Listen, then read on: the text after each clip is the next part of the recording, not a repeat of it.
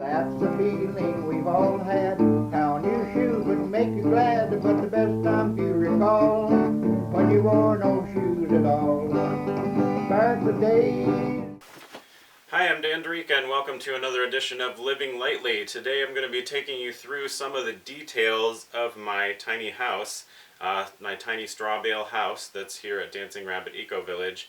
And there's a lot of details about this house that add to its efficiency, its utility, and I just wanted to take you through those things. There's also some aesthetic qualities, aesthetic features that I put into the house that I think really make it an interesting house, and I want to take you through that today and show you what the house has to offer. One of the great things about natural building techniques and earthen plasters is that they're easily molded, like cob, straw bale. All those techniques you can make them into shapes that are more interesting than conventional construction. So here I've cut out this little cubby in the straw bales, and basically I just did this with like a box cutter, and it took a little while, but I cut this part of the straw bale out, and this is probably the top of another straw bale here, and then I inlaid this slate or shale that I just got. It was basically like 12 by 12 inch tiles, and then I cut them up into smaller pieces, interesting shapes, and put them in here. And the idea is that you're going to have a lot of traffic on this area, so you want to make it a durable surface. The regular earthen plaster is not as durable. Like up here, I didn't put any linseed oil on it to treat it because it's not going to get a lot of traffic. Whereas this area, you can see here, I didn't put linseed oil right here, and it's kind of doing a little bit of dusting, and the sand is sort of flaking off. But right here, around the darker spot here on the earthen plaster, I have a couple of layers of linseed oil, and then also the slate or the shale tiling in here that makes an interesting aesthetic quality, but it also adds durability when I'm putting stuff here. You can see it's 10:21 a.m. and the temperature in the house is 62.2 degrees, and it's pretty sunny out today, and so I'm hoping to get a lot of passive solar heat gain. Of course, the sun just went behind a cloud, but it's been pretty sunny, and I've got all my thermal curtains open, so we'll check in more throughout the day. For the upstairs ceiling of the house, I went with drywall, and it was such a pain in the ass that I just hate working with drywall and the mud and trying to get it smooth, and especially when you have an unusual ceiling like I do upstairs. It was just a pain, and I decided I wanted to have something more natural for the first floor, and thought about doing some sort of stuff with natural materials like willow. I think I saw some picture somewhere of a house in Africa, and it had a ceiling that was ornately woven with, almost looked like a big basket with these whips of some kind of tree. And I thought about doing that. I even went so far as to gather some basket willow from near a river nearby, and just kind of decided it was way too much work and too much effort. So I decided against the willow whips and searched online for some other alternative, and I found these sheets of woven bamboo and really liked the way that they looked, and they were maybe like twice as expensive as drywall, but I went with them, and I think that it turned out really good. They're basically just stapled up there, and you can't see the staples very easily unless you look closely, but I think that it sort of gives the house this nice feel of a natural material. I think one of the cooler, yet maybe more understated features of the house is the stairway. The stairway is made of mostly local maple. The stringers are made from reclaimed lumber, and the rest of it is new, locally milled, locally harvested maple. And I've tried to make efficient use of space. When you live in a tiny house, obviously, you probably all know, you have to make efficient use of space. So under the stairway, I've got this door, which is paneled in walnut, is my little power room. Open that up. And that's where I got my batteries. It's kind of a mess, but got 8 batteries in there and my inverter charge controller. So all that power is under the stairs, and I've built this little sort of ventilation system where it's got a place for the air to come in through there. It goes up the stairway and then it comes out over on this end, goes through the bathroom actually, which is another thing that I've got hidden under the little stairway here, is my humi stall, as we call them, because we do humanure, which is a way of composting your manure, your human waste.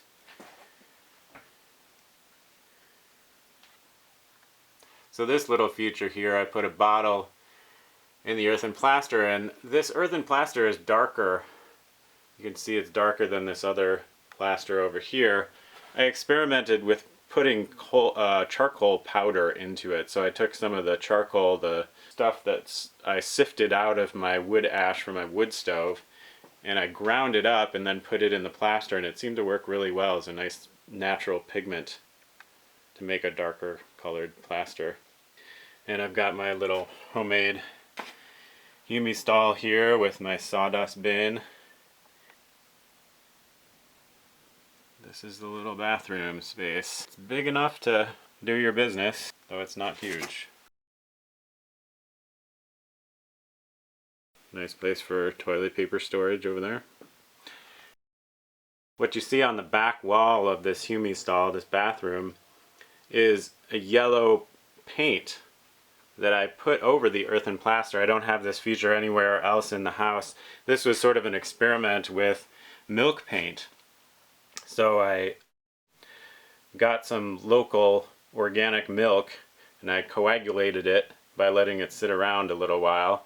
You can also do that by adding vinegar, but I just let it sort of curdle on its own.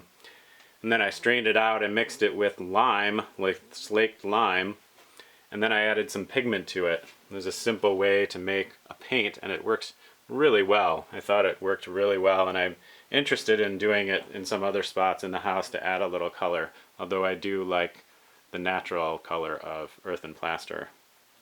Now it's 10:44, so 24 minutes have passed and it's up to 63.1 degrees. I haven't done anything. I haven't lit a fire today at all, so this is all just passive solar heating that's happening.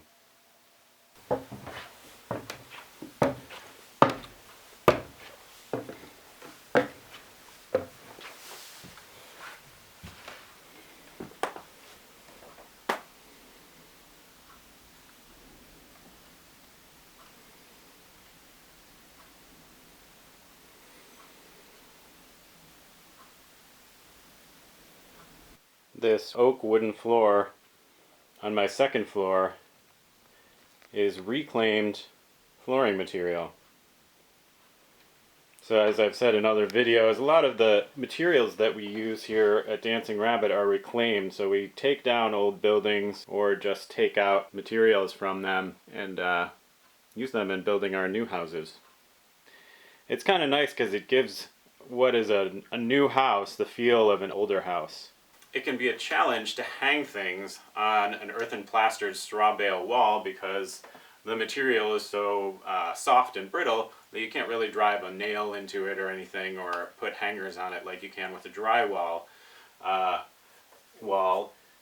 But the solution to that is that we put these pieces of trim on here, and this trim piece has a couple wooden spikes affixed to the back of it, screws into the spikes, and then just drove the spikes and the trim into the straw bale itself. And the bale is tight enough that it will hold on to that pretty securely. You can also attach it from the other side if you wanted to put some kind of secure thing on the other side to secure it on that side so that it was certain never to come out. But usually this works just driving the spikes into the straw bale. And it gives a nice surface. You can put screws or nails into this. I guess screws are better because you don't want to be pounding on it. You'll knock the earthen plaster out. But it's strong enough that I can hang my guitar on it and a picture And I've got a number of these throughout the house so that I have the option of hanging things on the wall if I want to. The sun has continued to shine today, and it's 12:38 now, and the temperature is up to 67.4, as you can see. It's not sunny all the time, so there's definitely clouds in the sky, but mostly sunny. So as I was saying earlier, I've got this shale tiling in the window wells as well. I've cut up the tiles into these interesting shapes to make it look a little more interesting, and it gives me a nice firm surface to put things on. It's a nice, can handle a lot more traffic. I've also treated this part of the plaster with linseed oil so that it gives it a little more durability. The linseed oil goes on wet and it'll dry and harden, and it creates a nice surface on earthen plaster, makes it much more durable. You can actually use that outside. A lot of people here will use linseed oil to treat exterior earthen plastered walls to make them weather resistant. So this is the windowsill in the kitchen. So it gets a little more traffic than the other windowsills do. Got tomatoes in December. Alright. Picked those just before the frost, and they've been ripening gradually. They don't taste nearly as sweet, but they're still tomatoes, and they're much better than anything you'd find in a store.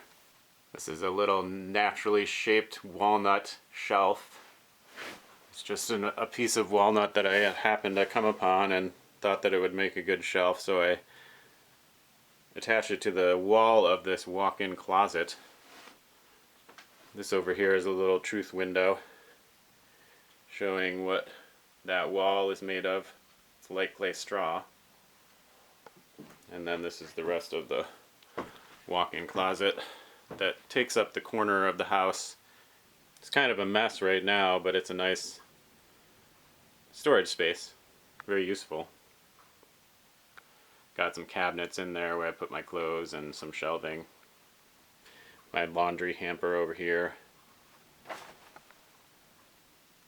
These buckets are full of my seeds for my seed saving. We got some kind of a soldier bean that I saved seeds of this season. I've also got a couple of these hatches in the ceiling of the second floor. There's another one on the other side of the house. And I've trimmed them with local walnut, but there's an insulated door on each hatch, and it goes up into a little attic space up there where I can store some extra stuff that I have. I have one on each side so that I can access the whole attic. It's a pretty small space, but because this second floor is sort of has an arched ceiling in this way, it's got some space up there that I can use.